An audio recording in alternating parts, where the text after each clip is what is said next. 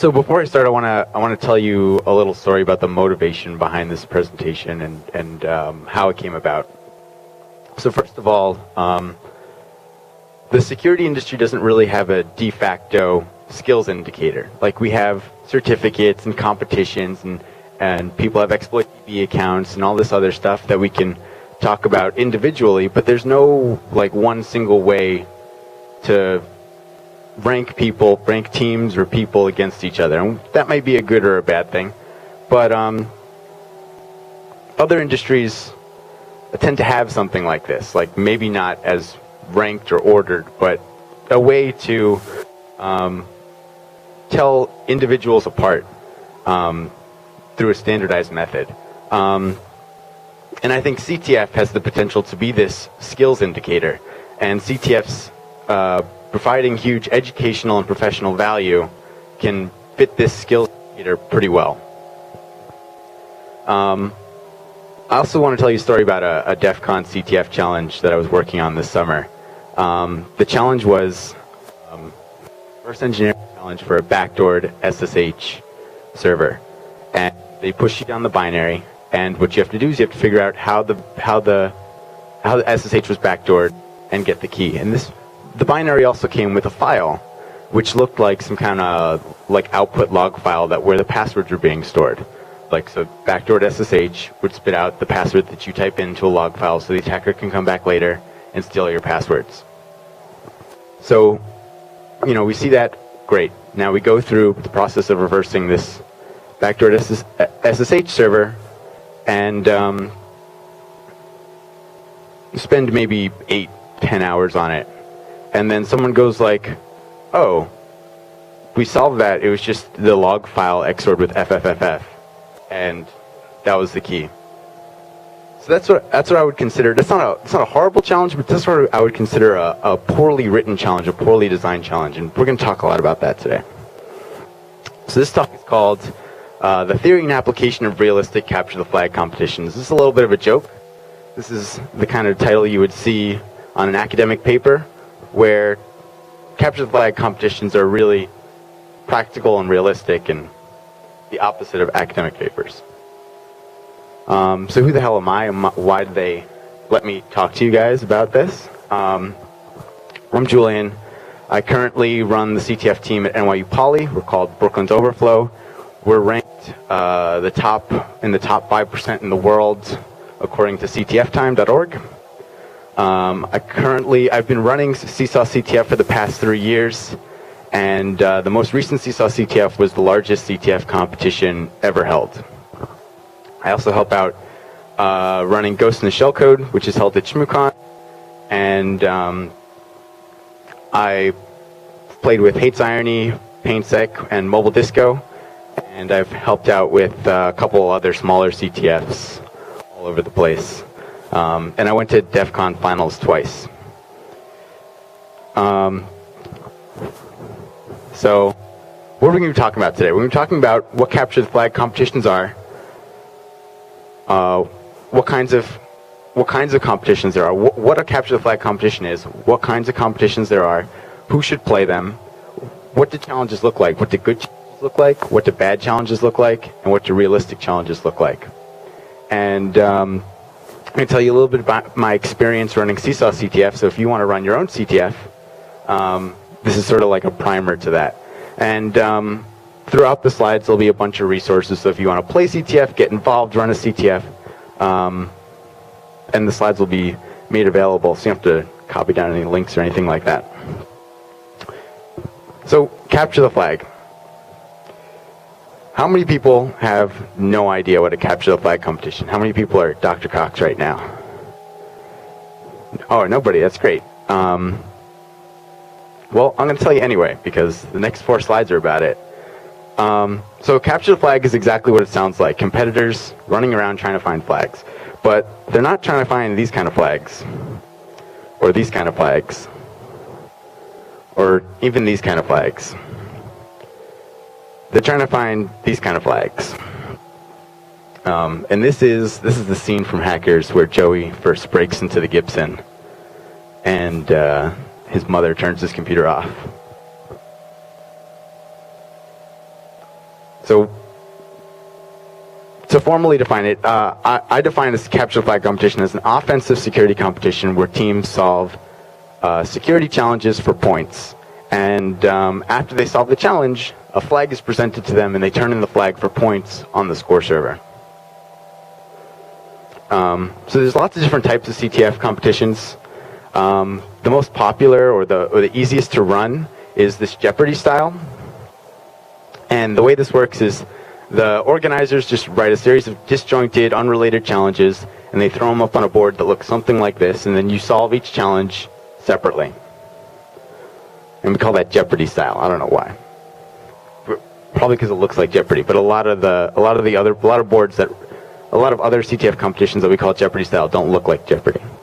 Another type of competition is an attack and defense style competition. The way this works is you're either given a VM image that you have to host yourself, or they host it for you and you log into it and you have either root or some kind of limited access to the box. And the way the scoreboard server is laid out here is there's a series of challenges, like so you have a dozen or so challenges, and those are the services that are running on your VM. And then you have points. So there's this kind of competition is multifaceted because you have to do three things. You have to keep your vulnerable services up. You have to find the vulnerabilities in your vulnerable services, write exploits for them, and attack the other teams on your network. And you want to patch the vulnerabilities in your vulnerable services so those teams can't attack you.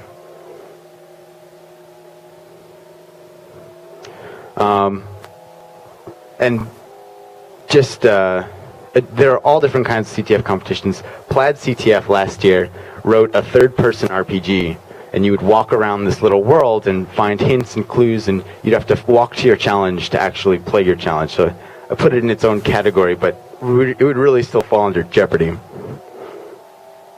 So there are tons of CTF competitions, tons. This is a very, very abbreviated list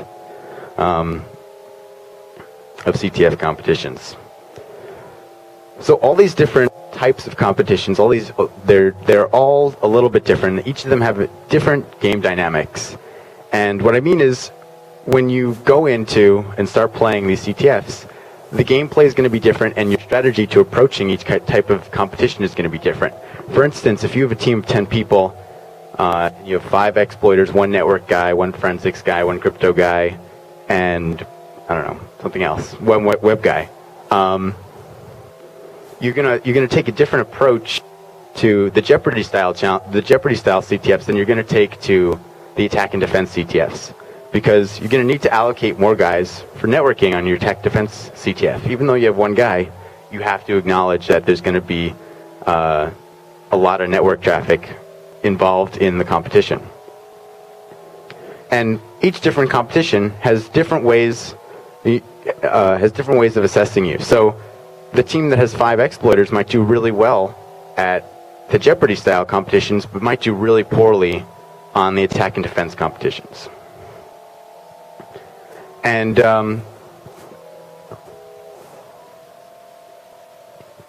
capture the flag competitions are great for everyone. They're great for students for learning, teachers for teaching, professionals to grow professionally and skillfully. They're great team building exercises. And from a manager's perspective, like if you run a red team, it might not be the best idea to go into an engagement with an entirely new managerial style, test it out at a CTF where the stakes aren't so high, and see how it works, and then bring it back to work. So now we're going to talk about, any questions about different types of CTF challenge, competitions? Okay, so now we're going to talk about challenges. And CTF challenges are kind of like a car wreck. Both solving and writing them. Cool. All right. So the first point I want to make is designing and building these challenges is not trivial. A lot of times, your first CTF, you go in, you're like, oh, this challenge sucks. But it's really hard to write these challenges. And we'll be talking a lot about this. Poorly designed challenges lead competitors down chasing pointless threads. That means, like the example I gave you earlier, a challenge that wasn't designed well might lead someone down the wrong path and waste a lot of their time. And the competitions are time limited. You have 24 hours, 48 hours. You waste 8 hours on one challenge, that sucks. Poorly built challenges can't stand a beating. If you write a web server for a competition that has 100 competitors and it can't take 20 requests a second, it's not going to function. Someone's going to run SQL map against it, and you're going to be screwed. Design flaws might cause challenges to be solved in an unintended way. Obviously, if you write a vulnerable challenge and it has more than one vulnerability, someone's going to find the second vulnerability. So not only do you need to be a good programmer, but you also need to be good at security to write good challenges. And finally, what I think the most important part of this talk is the realism of each challenge, of certain challenges, what separates the best challenges from the rest. And we'll talk a lot about that. Also, so we're going to talk about something called critical points. A critical point is a specific location in the process of solving a challenge where the competitor, you, needs to make a decision or a realization about the challenge. And we're going to go through an example where I'm going to point out the critical points and why they're so critical. And as a challenge designer, you need to consider these critical points when designing the challenge so the competitor doesn't make the wrong decision or the wrong realization. And the critical points are going to show up down here. So our first case study is going to be an easy exploitation challenge. And I promise, there's a lot of details in here, but I won't bore them with you. So you're given a binary file. That's it. And so you download the file, you run the file command on it. It tells you it's a Linux ELF binary. Great. This is a critical point because if you downloaded this file and you ran file on it and it told you it was a JPEG, you wouldn't be able to continue down the correct path. Now, some people like to do that. Confuse, do this bait and switch thing, where you're given a file, but it's not really what it says it is. And that has certain effect, but that's what separates great challenges from bad challenges. If you can design a challenge that's technically complicated, but also doesn't frustrate the user by confusing them unnecessarily, that's the separation. Okay, so we open it up in IDA. It's a very clean graph. This is an easy challenge. It's not supposed to be difficult. The first thing we see is it has an IP address and a port. So this is great. This is a critical point. The user realizes this is a remotely accessible service because this is not 0.0.0. This is a real IP address on the internet.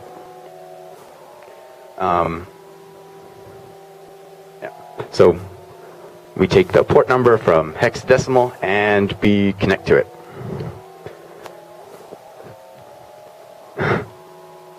So at the top, I interacted with the service as a regular user, what a normal user would type in. And the bottom, and then something weird in the second line. So in the bottom, I typed in less characters to see what happened. This is also a critical point because the competitor realizes that there's something going on in this first field up here. Who wants to take a guess what's going on? Obviously something's going on because they're different. Right. But does it echo back here? So why did it echo back up there? Also, is there something funny going on over here with this E?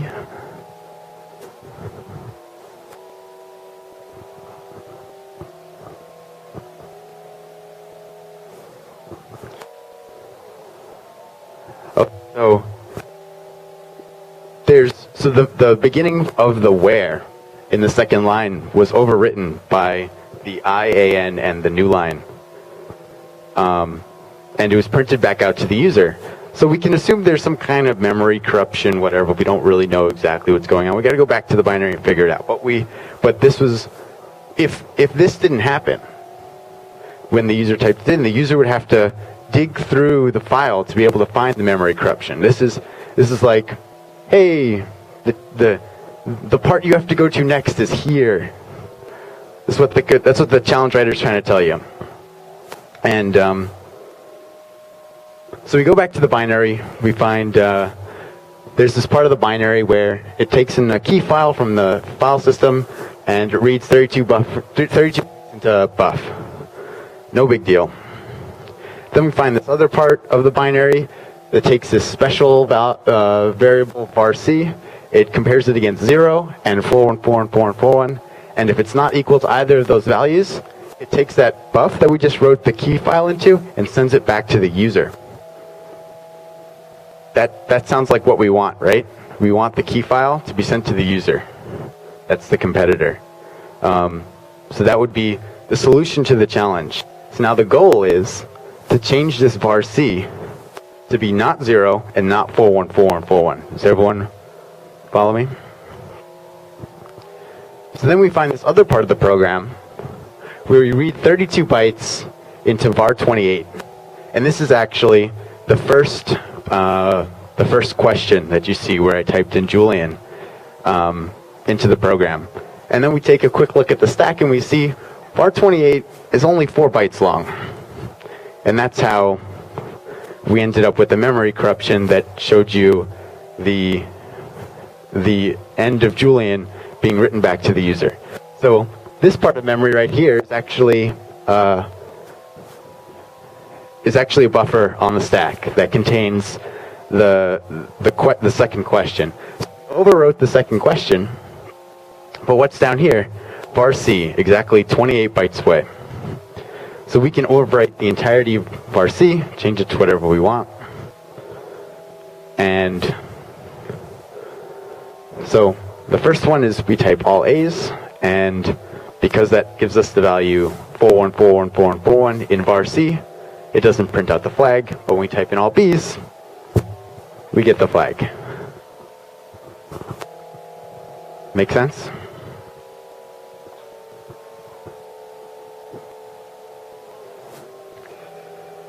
So great challenges force you to learn something and give you the opportunity to learn something. Now, there wasn't a lot of opportunity to learn here, but imagine if you were not well versed in binary exploitation, if you're a student just starting out, or if you're the target audience of Seesaw Ctf, this would be one of our first challenges where you're an undergrad, don't really know a lot about binary exploitation, but this is a real simple challenge to sort of walk you through the steps it would take to solve one of these. And this might take a beginner a couple hours.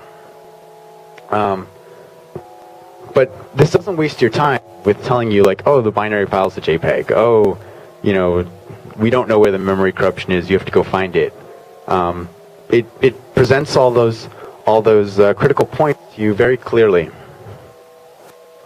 And it works properly. Like, it doesn't fall over when you send it the wrong message. It does, but it does in the way that it's supposed to, not the way it's not supposed to. And it doesn't frustrate you. It might frustrate you technically, but it doesn't frustrate you in a way that would not be part of the challenge. So I gave you one example of a great challenge. I want to give you a couple others. So just quickly imagine a web application that you would see in a CTF competition. It's a white background, it's got a couple text boxes. And the typical approach to these is like a black box web app pen test, where you have to type some things into the text box and some error messages pop up, and then you find the challenge, and then you find, the challenge. But instead of having to type something into the text box, you go to the page and there's already an error message, like MySQL query failed. So you already know there's going to be something to do with SQL injection, something like that. So you don't even have to put in the single quote or the double quote into the text box to reach the critical point of what do I need to solve in this challenge. And that's the kind of shift in challenge writing that I want to see. And I also think any challenge that gives you source code would fall under this category, because we assume that everyone knows how to program. So if you can just read code, you can find all these critical points much easier than if you were given a black box web application or any kind of black box application. So another case study. This is an easy web challenge that we also had for Seesaw CTF, I think in 2008 or 9. And you're given an IP address and a port. And so the first thing you do is you netcat to it, and you send it some data. And we see that it's a web server because it gave us a 400. And this is a critical point because we need to realize it's a web server. And it did its job, and we realized it's a web server. The next thing is we find that it's a custom web server written in Python, and it hosts a single static web page. So now what do we do? Any ideas? What? Someone said something. Because the web page doesn't have any information on it. It's just like, hey, welcome to Seesaw CTF. It's a boring static web page. Sure, the headers are normal. Good ideas. But well, we can see the whole page. You pull down the whole page. There's nothing. It's just boring. Excellent idea. And let's say that gives us the same page. What next? Yep.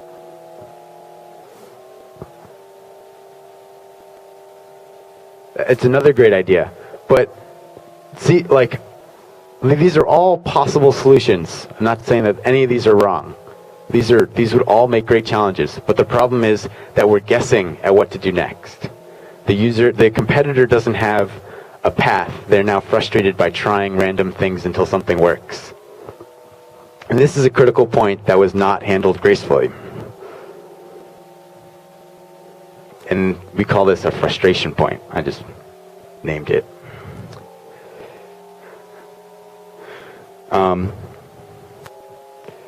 So the solution is to actually send a trace request, which, I don't know. I don't know how you would figure that out.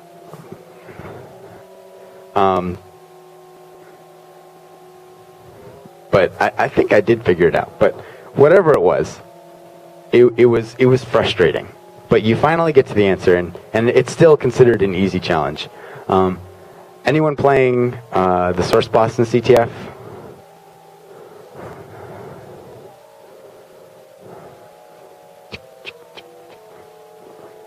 All right, that was a flag for the source boss in CTF. I think you missed it. All right. So, bad challenges. I don't want to label this challenge as horrible or anything because it's a pretty good challenge, but I'm going to put it under the category of bad challenges because it gives you an opportunity to waste your time, and you don't want that, especially when you're limited time and the goal is to learn, the goal is to solve challenges and be on the top of the scoreboard. Bad challenges don't teach you anything. I'm not saying that this particular challenge didn't teach anyone anything, but if there's no room to learn in the challenge, maybe the challenge should be redesigned. You don't want to frustrate competitors for non-reasons like guessing what to do next.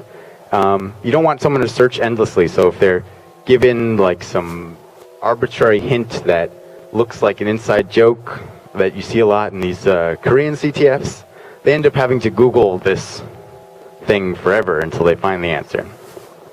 You certainly don't want someone to brute force something that's not technically relevant. And I'm also going to talk about quality assurance testing your challenges a little bit later, but all challenges should be QA'd by multiple people so that we know that they work, they stand up, they're interesting, etc., etc. So I want to give you some other examples of bad challenges. CTF has this horrible stigma towards forensics. Now, forensics is great. It's interesting and all that stuff. But the problem is the people who run CTFs don't understand what forensics really is. So when they write forensics challenges, they end up being like steganography or something that doesn't really make sense. Like one image has an EXIF comment in a pile of 1 million images, and you have to find that EXIF comment, et cetera, et cetera.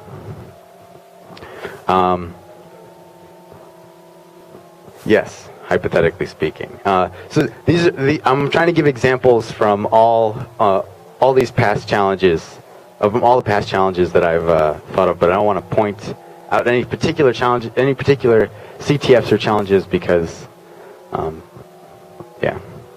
Also, QR codes. No one likes QR codes. It was popular back in 2011 to take a QR code and then just mangle the image so your phone couldn't read it and you had to reassemble it by hand. And there was one CTF recently that shipped a undocumented virtual machine and custom emulator down to users, and the idea was they had binaries written in this custom architecture, and you had to figure out how the architecture worked without any documentation. Well, that's a great reverse engineering challenge. That's it's very difficult to do in 24 hours, and yeah. So finally, I want to talk about realistic challenges, and these realistic challenges are going to have elements from both the good challenges and the bad challenges. And yeah. So the first one is a challenge that Brandon Edwards wrote for Seesaw CTF, the final round this past year. And what it was is a Windows server that ran on Windows 3.11, 16-bit, inside a VM. And I'm sure you can already imagine the pain. But so this is 16-bit x86. That means that there was no EIP. There was only IP. And all the registers, all the registers 16-bit. All the shellcode had to be 16-bit. So the first thing is you had to reverse this binary that was in 16-bit x86. I think there were some problems running it in IDA, and then you had to debug the program from inside Windows 3.11, which was also a challenge. And so after you find the vulnerability and you go to exploit it, it's a buffer overflow. You go to exploit it, and you jump to some shellcode. So you have to write your own 16-bit shellcode, and then you jump to your shellcode on the stack, and an exception is thrown. The exception is thrown because Windows 3.11 used segments back in, I don't know, was that 80s, 90s? And the reason they used segments is because 16 bits wasn't large enough to have all of memory in a flat model. So your stack and your data and your code were in different segments. That means you couldn't return or jump to code that wasn't in the code segment.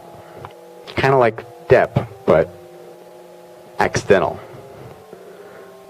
So you had to use a modern exploitation technique to actually take care of this. You had to return to libc in Windows 3.11, which, as you can imagine, is not the easiest thing. So this is a challenge that turned out to have a lot of modern components. For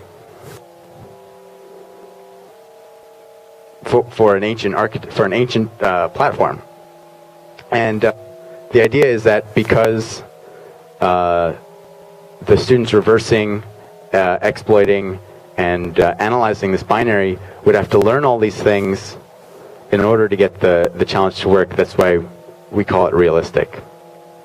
I wrote a 64-bit, very contrived Internet Explorer clone for Windows XP. The idea is we can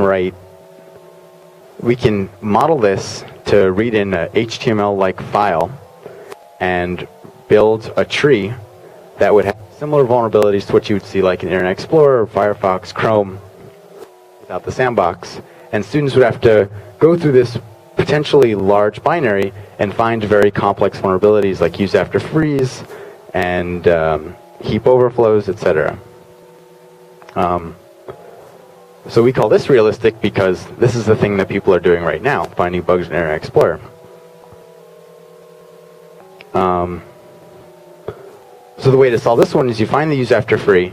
There's a way to the application actually gave you an executable heap if you sent it the right HTML-looking file, and you can just jump from your use after free right into the executable heap and run your shellcode.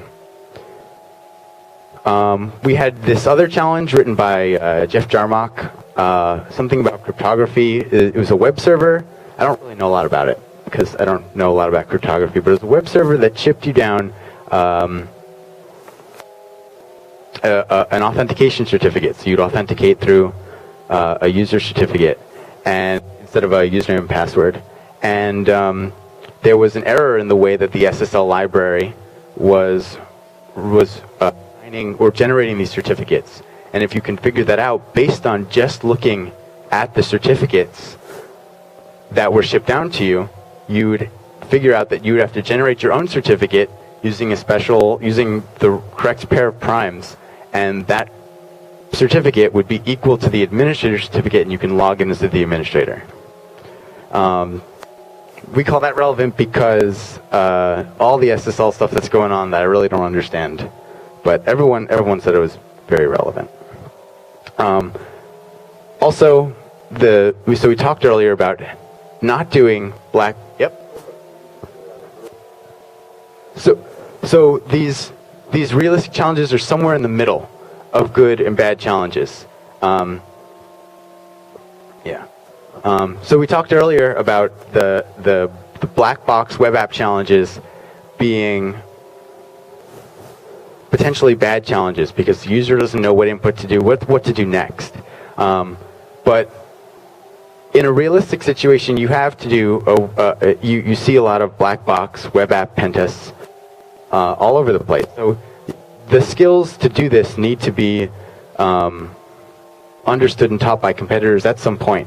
So under realistic, we put this black box blind SQL injection challenge that we had, I believe, 2 years ago for Ctf. I don't have a link for that, but the idea was it was a huge web app, and it had multiple blind SQL injections vulnerabilities that you had to find, and you had to slowly escalate your privilege up to administrator, where you can dump the database and get the key. And all the blind SQL injection vulnerabilities were different, so you couldn't just write a script to run through the whole website. Finally, there was a recent Ctf called Hackathon. It was written by a couple friends of mine, and it was done really well. What they did is they wrote a new architecture for the Ctf and a virtual machine and an emulator for it, but it was all documented this time. So the idea was everyone who's playing the CTF took place over a couple of months. Everyone who's playing the CTF had to learn the new architecture and reverse and exploit the binaries that they wrote in this architecture. Yeah. That ran on this emulator. So everyone was put on a level playing field, and everyone had to do the same reverse engineering and the same challenges over the course of a couple months. And that kind of format worked really well because learning this architecture was not trivial, and then writing exploits in this architecture is not trivial, and reversing in this architecture is not trivial. A lot of people wrote their own disassembly tools and control flow graphing tools, and it was really cool. So realistic challenges are this cross between good and bad challenges, and they're practical, so they're useful and relevant in the real world. They're realistic. And what this means is, like, we talk about the black box web app web application testing type challenges, and that's something that a lot of people do every day as their jobs, and that's a skill that you can directly translate into a professional setting. These challenges make you think about the problems holistically, and so a lot of complaints about CTF end up being, oh, these challenges are all contrived, and only someone who's good at throwing a brick at a wall will be able to solve these very small set of contrived challenges that you sort of learn how to deal with over time. But to that I say, these realistic challenges are this kind of stuff you see in the real world. These are realistic, and they're not what I would call CTF challenges, but they're real challenges. They make you reason intelligently about the problem. And these challenges may be frustrating, just like real challenges in the real world are frustrating, but they aren't frustrating to the point where you have to go and jump out of a window. They're reasonable for the time period. They're reasonable for your skill set, etc., etc. Any questions about how I distinct the good challenges, the bad challenges, and the realistic challenges, or the other way around?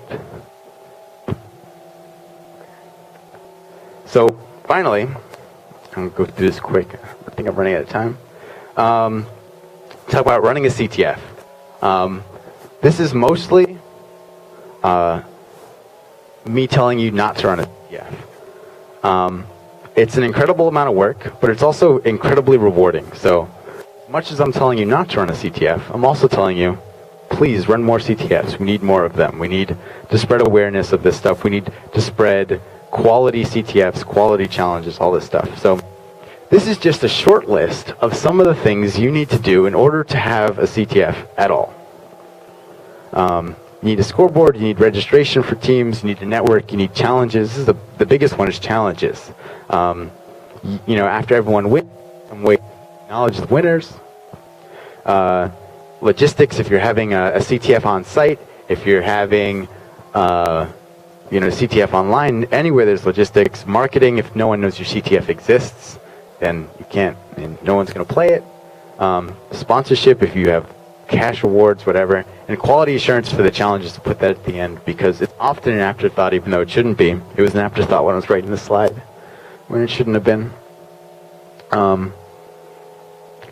So a CTF competition requires a huge amount of effort and dedication, a huge amount of infrastructure, and a huge amount of challenge design and development, and that's probably the biggest one. And I had this bullet point at the end. Team, you really need a team of people to do this. Seesaw CTF is not run by just me. We have a dozen or so people working on logistics, and we have 35 people writing the challenges. And that turns out about 35 challenges. That turns out about 20 to 40 challenges for the qualification round, and 15 challenges for the final round. 35 people. But don't let this deter you from running a CTF. Also, the Ghost in the Shell Crew team is about 20 people, and the guys who ran Defcon Ctf for the past couple of years, DD Tech, they've been anywhere from 30 to 50 people. So this is not a trivial effort, but don't let this deter you. If you're focused and you're set on doing this, definitely do it. So these are the points that I want to leave you with. CTF competitions are fun, and CTF competitions provide a unique challenge. And like solving a Rubik's Cube or any kind of game like that, it provides a unique intellectual challenge.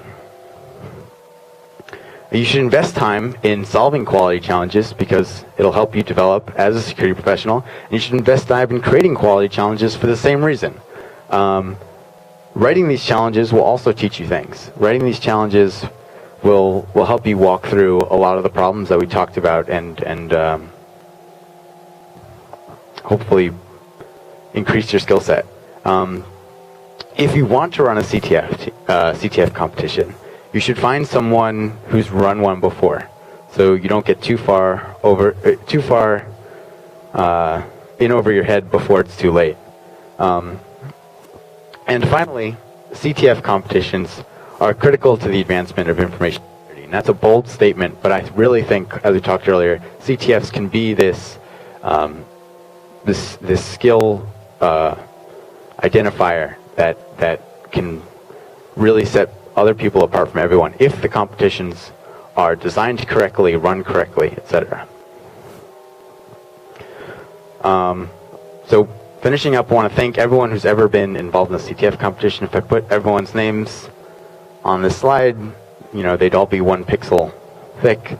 There's hundreds and hundreds and hundreds and hundreds and hundreds of people that made this possible.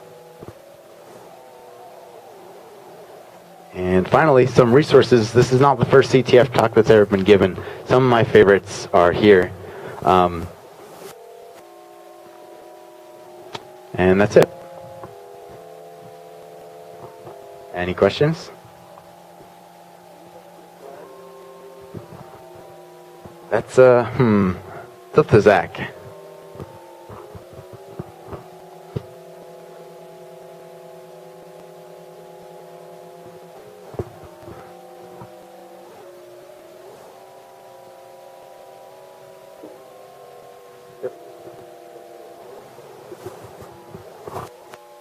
Yeah, we actually, yeah, there are challenges that involve social engineering. We actually have a category of challenges for Ctf called, where we have the judges hide a key in like their social online profile somewhere, and the teams have to go and dig through their life and figure out where the key is. And we get a lot of people, like one of our judges, someone found one of our judges' wife's phone number and started calling her in the middle of the night during the Ctf competition, asking for the key.